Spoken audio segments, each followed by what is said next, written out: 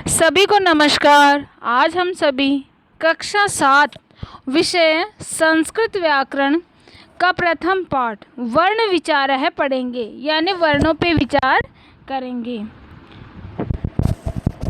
संस्कृत भाषा। संस्कृत पूर्णतया संस्कार की हुई परिमार्जित शुद्ध नियमबद्ध भाषा है। संस्कृत आर्यों की तथा विश्व की प्राचीनतम भाषा है। संस्कृत भाषा को शुद्ध रूप में लिखने के व बोलने के लिए संस्कृत व्याकरण का ज्ञान अति आवश्यक है। अतः व्याकरण का आरंभ संस्कृत के वर्णों के ज्ञान से शुरू होता है। वर्ण है यानी वर्ण, उस मूल ध्वनि को वर्ण कहते हैं जिसके टुकड़े न हो सके। कहने का मतलब यह है कि भाषा की सबसे छोटी इकाई वर्ण कहलाती है, जिसके और टुकड़े नहीं किए जा सकते, वही वर्ण कहलाती है। जैसे कि क, ख, ग, घ आदि, इनके टुकड़े नहीं किए जा सकते, क्योंकि आप सभी इसमें देख रहे हैं नीचे हलंत लगाया हुआ है। नीचे क, ख, ग, घ, इन सभी के नीचे एक तिरछी लाइन लगी हुई है, सभी को दिखाई दे रही है, उसे हम हलंत कहते हैं। इसका मतलब यह है कि इसमें स्वरों का मेल नहीं है, अभी ये स्वर सहित नहीं है, स्वर के रहित ही है। इन्हें अक्षर भी कहते हैं। अतः वर्ण या अक्षर भाषा की मूल ध्वनियों को ही कहते हैं। वर्ण या अक्षर भाषा की मूल ध्वनियों को ही कहते हैं। जैसे घटः पद में घ, अ, ट, अ और विसर्ग, ये मूल ध्वनियाँ हैं जिन्हें वर्ण या अक्षर कहते हैं। इसी प्रकार अन्य पद भी समझिए। इसी प्रकार और उदाहरण भी हमें दिए गए हैं। जैसे राम है, तो राम है जो शब्द है वो किन किन वर्णों से मिलके बना है वो हम देखेंगे। जैसे र, धन आ, धन म, धन अ, धन विसर्ग, राम है बना। इसी प्रकार मोहन है, तो मोहन है तो ये किससे किससे बना, तो मैं, धन ओ, धन है, धन ए, धन न, धन विसर्ग, मोहन है। वर्णमाला। वर्णानां समूह एवं वर्णमाला भवति। वर्णानां समूह एवं वर्णमाला भवति, यानी कि वर्णों का समूह ही वर्णमाला होता है। वर्णों का समूह ही वर्णमाला होता है। संस्कृत में 48 वर्णों का प्रयोग होता है। संस्कृत में 48 वर्णों का प्रयोग होता है। ये मुख्य रूप से 3 भागों में विभक्त है। ये जो है वो मुख्य रूप से 3 भागों में बटे हुए हैं। स्वर, व्यंजन और अयोग्यवाह। स्वर, व्यंजन और अयोग्यवाह। स्वरः यानी कि स्वर। संस्कृत में 13 स्वर हैं। संस्कृत में कितने स्वर हैं?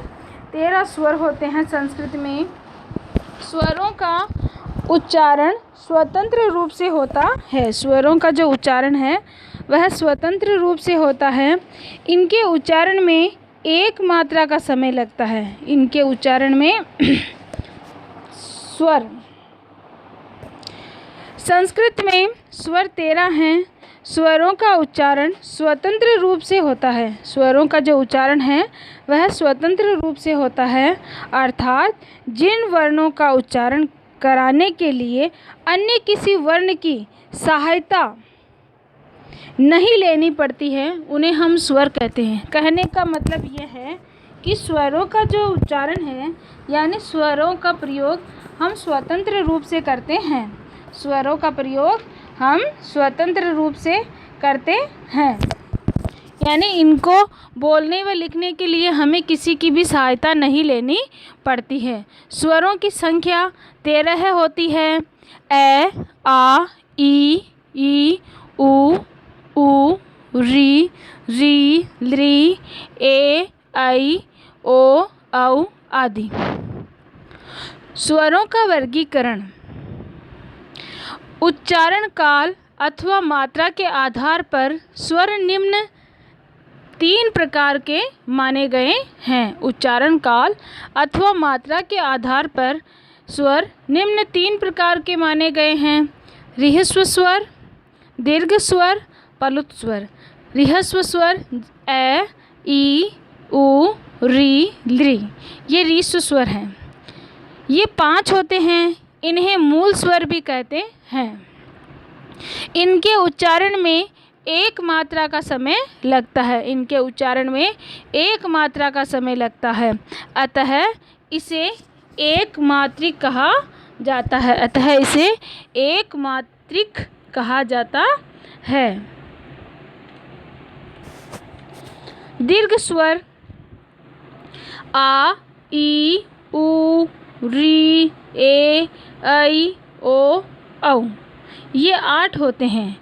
इनके उच्चारण में 2 मात्रा का अर्थात दुगुना समय, अर्थात 2 गुना ज़्यादा, यानी रीस्व से भी ज़्यादा समय लगता, रीहिस्व जो है उनसे भी ज़्यादा समय लगता है, दुगुना समय लगता है इनको बोलने के लिए। ए, ओ, आई, औ, ये भी दीर्घ स्वर हैं। ये 2 स्वरों के मेल से बनते हैं, यानी कि ये 2 स्वरों के मेल से बनते हैं। इन्हें मिश्रित स्वर भी कह सकते हैं हम।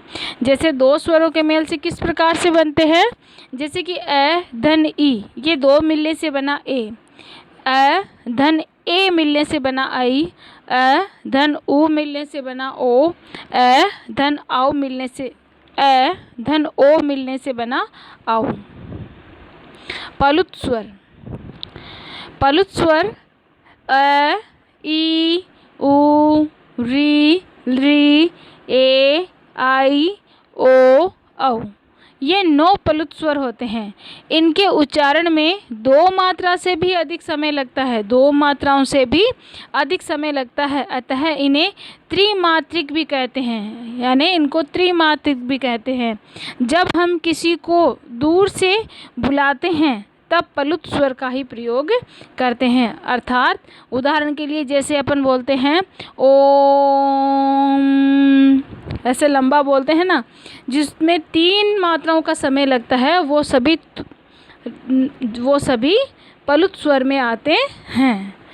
इति, इनमें लगा 3 का अंक 3 मात्राओं का सूचक होता है। 3 का जो अंक लगा है इसका अर्थ है कि इनको उच्चारण करने के लिए या इनको बोलने में हमें 3 मात्राओं का समय लगता है।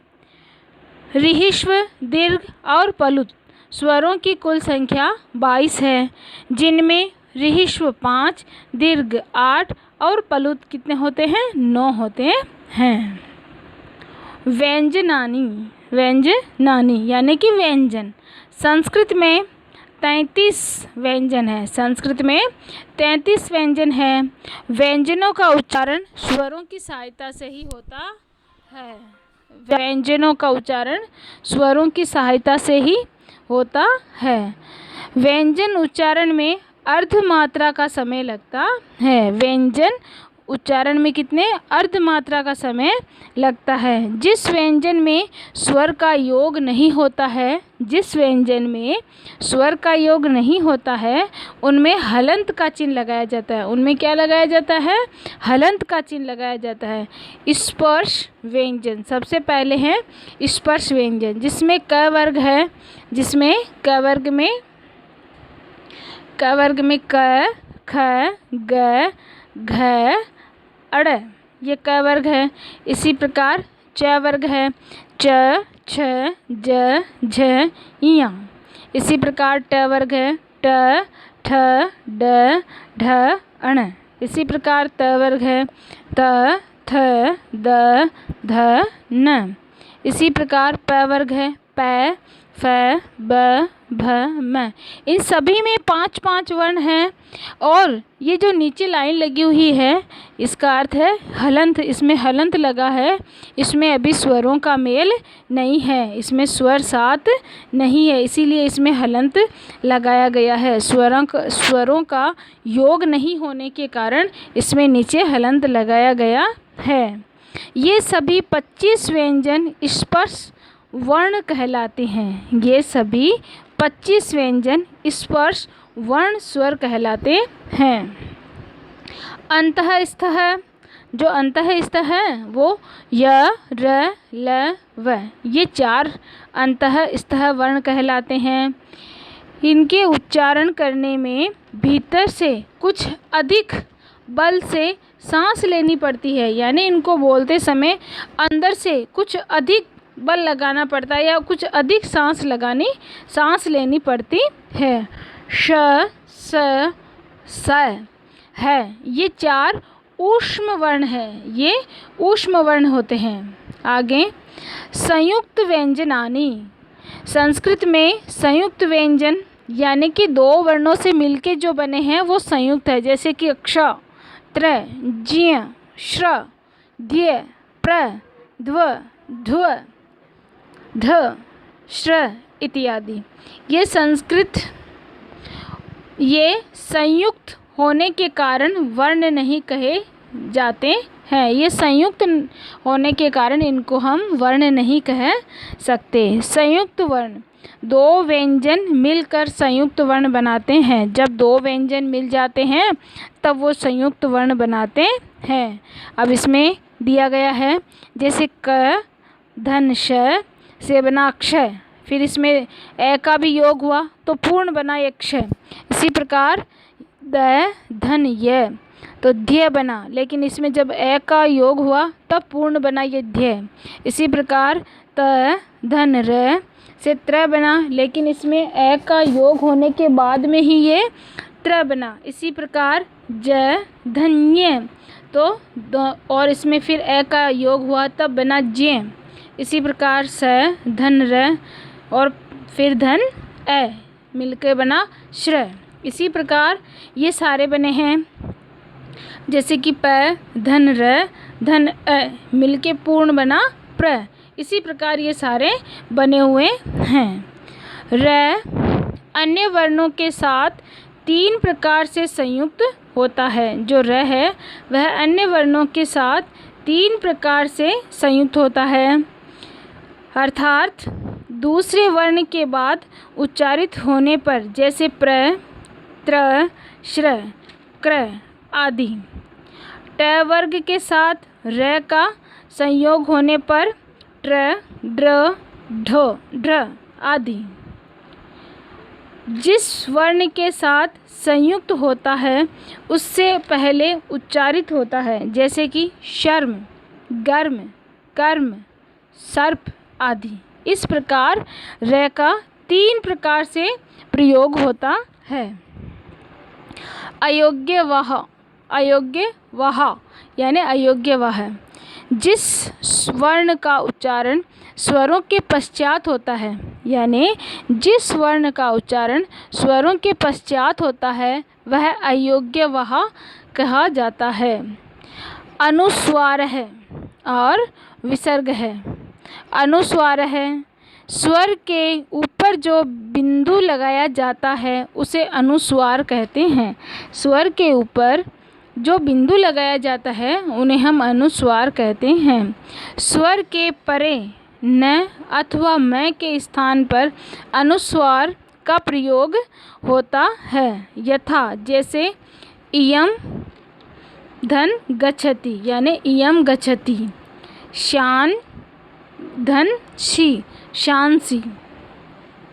विसर्ग है, स्वर के बाद या आगे आने वाले 2 बिंदुओं को विसर्ग कहा जाता है। विसर्ग का उच्चारण अर्ध है की तरह होता है। स और र और स के स्थान पर भी विसर्ग यथा राम है, हरि है, भानु है इत्यादि इस प्रकार लगाया जाता है। वर्ण संयोजनम, जब वर्णों का मेल होता है तब वर्ण संयोजन होता है। जब वर्णों का मेल होता है तब वर्ण संयोजन होता है। यथा यानी जैसे पै धन ए धन त धन र धन ए धन में, तो मिलकर बना पत्रम। इसी प्रकार वर्ण विन्यास है, जब पदों के वर्णों को अलग अलग करके लिखा जाता है। जब पदों के वर्णों को अलग अलग करके लिखा जाता है उसे वर्ण विन्यास कहा जाता है।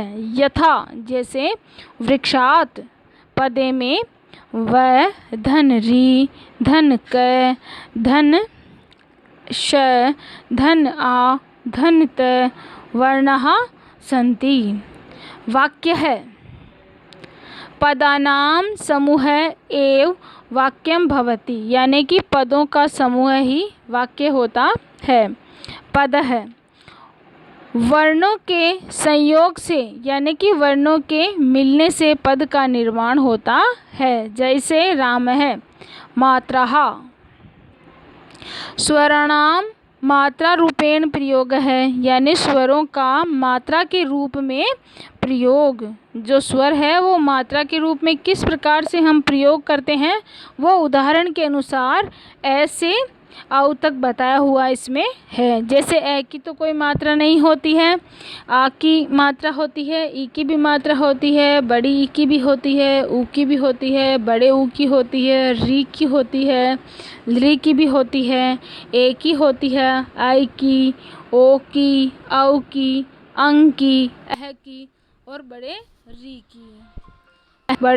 री की भी मात्रा होती है। इन सभी मात्राओं का प्रयोग करते हुए एक एक शब्द का निर्माण किया गया है, जिसमें से कुछ उदाहरण हम यहाँ पढ़ेंगे। जैसे सबसे पहले एक की मात्रा नहीं होती है, फिर भी इसमें एक दिया है पवन शब्द है।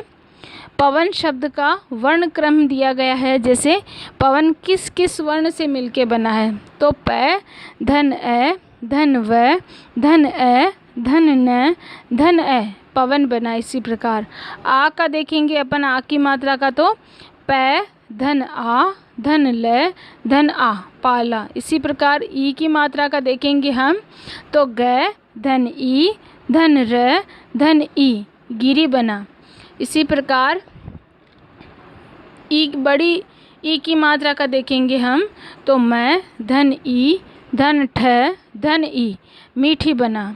इसी प्रकार ऊ की मात्रा का देखेंगे तो पै धन ऊ धन र धन ऊ पुरु बना। इसी प्रकार बड़े ऊ की देखेंगे तो च धन ऊ धन ल धन आ चूल्हा बना। इसी प्रकार री की देखेंगे तो पै धन ई धन त धन र धन री पितृणाम। इसी प्रकार धन री धन ण धन आ धन में, इसी प्रकार बना पितृणाम। इसी प्रकार अन्य सभी मात्राओं का प्रयोग करते हुए एक एक शब्द का निर्माण किया गया है। इनको हम सभी ध्यान से देखेंगे और पढ़ेंगे। सभी व्यंजन वर्णों के लिपि चिन्हों में ए स्वर रहता है, किंतु जब यह नहीं रहता तो व्यंजन वर्ण में हलंत का चिन्ह लगाते हैं। जैसे विद्या चिन्ह गड्ढा आदि। स्मरणीय बिंदु है, यानी कि याद रखने वाले बिंदु। संस्कृत में 13 स्वर 33 व्यंजन, 1 अनुस्वार 1 विसर्ग, कुल 48 वर्ण होते हैं। विभिन्न ध्वनियों को ही वर्ण कहा जाता है। नंबर 2 ध्यान रखने वाली बात यह है, विभिन्न ध्वनियों को ही वर्ण कहा जाता है। नंबर 3 री ली स्वर है, री का दीर्घ नहीं होता। नंबर 4 शुद्ध व्यंजन स्वरों की सहायता के बिना नहीं बोले जाते। शुद्ध व्यंजन स्वरों की सहायता के बिना नहीं बोले जाते। नंबर 5 स्वर सहित व्यंजन के नीचे हलंत का हलंत का चिन्ह लगता है। जो स्वर रहित होता है, स्वर सहित जो रहता है उसमें तो हलंत का चिन्ह नहीं लगता है, लेकिन जो स्वर रहित होता है, जिसमें स्वर का मेल नहीं लगता, उसके नीचे जिसमें स्वर का मेल नहीं होता है उसमें हलंत का चिन्ह लगाया जाता है। नंबर 6, दो स्वरों के मिलने से संयुक्त स्वर व दो वर्णों के मिलने से संयुक्त वर्ण बनते हैं। नंबर 7, अनुस्वार तथा विसर्ग का प्रयोग स्वतंत्र रूप से नहीं होता। ध्यान रखने वाली बात क्या है कि अनुस्वार तथा विसर्ग का जो प्रयोग है वह स्वतंत्र रूप से नहीं होता। ये सदैव स्वरों के बाद में लगते हैं, ये सदैव स्वरों के बाद में ही लगते हैं। वर्ण विन्यास करते समय विसर्ग को अंतिम स्वर के बाद ही लिखते हैं। वर्ण विन्यास करते समय विसर्ग को अंतिम स्वर के बाद ही लिखते हैं। रीहिश्व स्वर के उच्चारण में एक मात्रा का ही समय, दीर्घ स्वरों के उच्चारण में 2 मात्राओं का समय तथा प्लुत स्वरों के उच्चारण में 3 मात्राओं का समय तथा स्वर रहित वर्ण के उच्चारण में अर्धमात्रा का समय लगता है। ध्वनियों के संयोग से ही शब्द बनते हैं, ध्वनियों के संयोग से ही शब्द बनते हैं। अगला भाग हम जल्द ही पढ़ेंगे। धन्यवाद।